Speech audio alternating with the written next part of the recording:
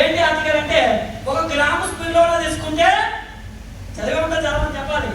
ఏంటి కేజీ పళ్ళు తీసుకుంటే దాంతో సమానం రాస్తుంది. ఆ కిందన ఎప్పుడైనా చదివారా ఏం రాస్తుంటారు?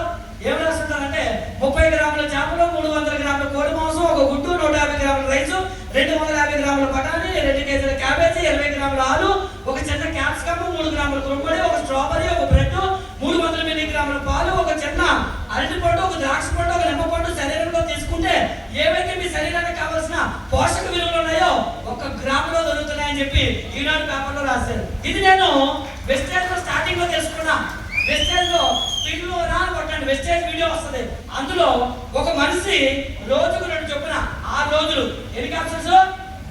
12 క్యాప్సూల్స్ కనుక తీసుకుంటే ఈ 12 క్యాప్సూల్స్ ప్లేస్ లో ఏం తినాలని అక్కడ రాసుంటే మతిపోయిందండి నాకు. ఓరి నాయన, ఎంత చిన్న క్యాప్సూల్ లో ఎంత న్యూట్రిషన్ దాగి ఉందా అనిపించింది.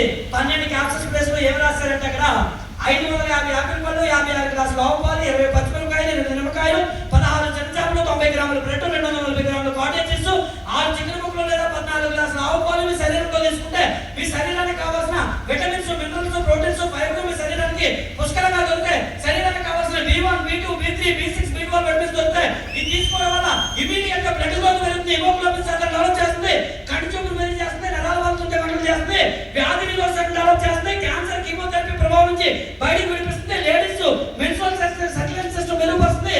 ఒక ముక్కలో చెప్పాలంటే ఎవరింట్లో అయితే డైనింగ్ టేబుల్ పెట్టుకొని ఉదయం ఒకటి సాయంత్రం ఒకటి స్పిరులినా తీసుకుంటారో వాళ్ళ జీవితంలో